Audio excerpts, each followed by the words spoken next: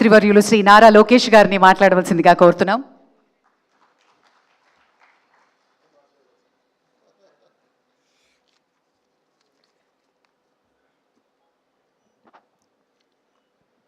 వేదికమైన ఉన్న పెద్దలందరికీ, అదేవిధంగా ఈ కార్యక్రమానికి విచ్చేసిన ప్రతినిధులందరికీ పేరు పేరున నా హృదయపూర్వక నమస్కారాలు. ఈరోజు బాలయ్యబాబు గారి అల్లుడుగానో లేదంటే ఆంధ్ర రాష్ట్ర మంత్రిగానో ఏ పాత్ర ఈరోజు నేను వహించాలో నాకు అర్థమని పరిస్థితి. వాస్తవంగా చూస్తే ఒక చరిత్ర రాయాలన్నా, అది మళ్ళీ తిరిగి రాయాలన్నా అది కేవలం ఒక బాలయ్యబాబు గారితోనే సాధ్యం. మీ అందరికీ ఆయన బాలయ్యబాబు నా ఒక్కడికే ముద్దల మావయ్య. 50 సంవత్సరాలు సినిమా రంగంలో, అదేవిధంగా రాజకీయాల్లో కూడా ఒక ప్రత్యేక స్థానం సాధించుకున్న వ్యక్తి బాలయ్యబాబు గారు. ఒకసారి చూస్తే ఒక మాస్ మహారాజా అన్న పదాన్ని తిరిగి రాసిన వ్యక్తి మన బాలయ్యబాబు గారు. హీరోస్ అందరికీ ఫ్యాన్స్ ఉంటారు, కానీ మన మాస్ మహారాజాకి మటుకు డైహార్డ్ ఫ్యాన్స్ అనేవారు ఉంటారు. ఆయన ఒక్కసారి ఆయన చరిత్ర చూస్తే 1974లో తాతమ్మ కళ సినిమాలో ఆయన టాలీవుడ్కి వచ్చి ఇప్పుడు ఏకంగా అఖండ 2 వరకు కూడా ఒక ప్రత్యేక స్థానం ఆయన సాధించుకున్నారు. అందరికీ వయసు పెరుగుతుంది, కానీ బాలయ్యబాబు గారు మటుకు ఎప్పుడు ఒక యంగ్స్టర్గానే ఉంటారు. ఆయన సీక్రెట్ ఏంటో ఇప్పుడు కూడా నేను తెలుసుకోలేకపోతున్నా. ఆయనకున్నంత ఎనర్జీ మా తరంలో ఎవరికీ లేదు. 110 సినిమాలు, అంతేకాకుండా ఒక సినిమా 1000 రోజులు ఆడిందంటే అది కేవలం మన బాలయ్యబాబు గారికి ఆ బిరుడు తగ్గుతుంది.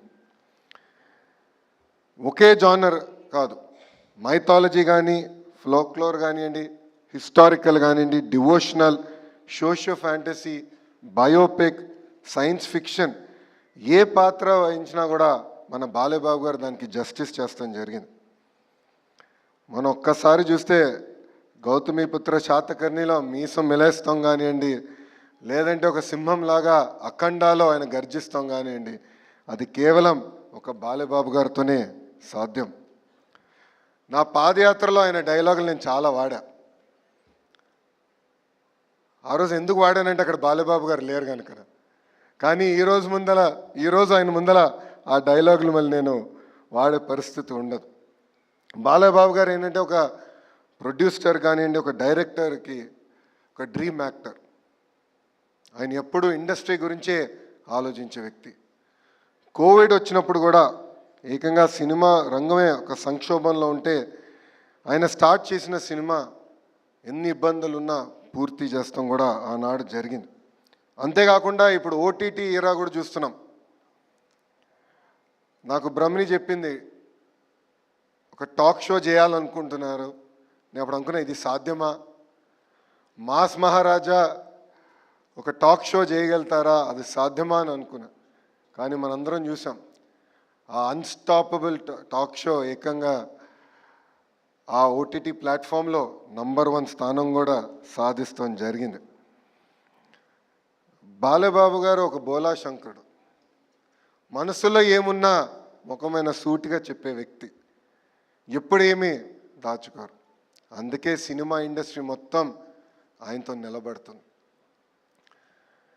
బాలయ్యబాబు గారు జర్నీ చూస్తే ఒక స్ట్రైట్ లైన్ కాదు, అప్స్ ఉన్నాయి, డౌన్స్ ఉన్నాయి. కానీ ఆయన డౌన్ని ఎప్పుడు అప్ ఎట్లయితే ప్రవర్తిస్తారో అట్టనే తీసుకున్న వ్యక్తి మన బాలయ్య. 50 సంవత్సరాలు చాలా కష్టపడ్డారు. కొన్ని సంవత్సరాలు అయితే ఏకంగా 5 సినిమాల్లో కూడా యాక్ట్ చేసిన వ్యక్తి మన బాలయ్య. సో చరిత్ర రాయాలన్నా, తిరిగి రాయాలన్నా కేవలం మన బాలయ్యబాబు గారితోనే సాధ్యం. అంతేకాకుండా ఆయనలో ఉన్న హ్యూమనిజం కూడా నేను చెప్పాల్సిన అవసరం ఉంది. బసవతారకం క్యాన్సర్ ఇన్స్టిట్యూట్ ద్వారా అనేక సేవలు అందిస్తంతో పాటు ప్రజలు ఎప్పుడు ఇబ్బంది ఉన్నా వాళ్ళకి అండగా నిలబడిన వ్యక్తి మన బాలయ్య. గతంలో వరదలు వచ్చిన సమయంలో అటు తెలంగాణ కానివ్వండి, ఆంధ్ర రాష్ట్రానికి 5 లక్షల రూపాయలు సీఎం సహాయ నిధికి ఆర్థిక సహాయం చేస్తాం కానివ్వండి, కోవిడ్ సమయంలో కూడా ఆనాడు 25 లక్షల రూపాయలు ఆయన అందిస్తాం కూడా ఆయనలో ఉన్న హ్యూమనిజం బయట పెడుతుంది. నిజంగానే ఇలాంటి వ్యక్తి సినిమా ఇండస్ట్రీలో లేరని నేను బలంగా భావిస్తున్నా. బాలేబాబు అనే వ్యక్తి ట్రూలీ అన్స్టాపబుల్. అందుకే ఈరోజు world book of records UK ఏకంగా 50 సంవత్సరాలు ఒక లీడ్ యాక్టర్గా యాక్ట్ చేసిన ఏకైక మన బాలయ్యకి అవార్డు ఇస్తాం. ఒక తెలుగు జాతికి, తెలుగు ఇండస్ట్రీకి గర్వకారణమని ఈ సభాముఖంగా మీ అందరు తెలుపుకుంటూ, నాకు ఇంత అద్భుతమైన అవకాశం ఇచ్చిన ఆర్గనైజర్స్కి, నా ఒక్కడికే ముద్దల మావయ్యగా ఉన్న బాలబాబు గారికి నా హృదయపూర్వక ధన్యవాదాలు తెలుపుకుంటూ మీ అందరి దగ్గర నుంచి సెలవు తీసుకుంటున్నా. అందరికీ నమస్కారం. జై హింద్.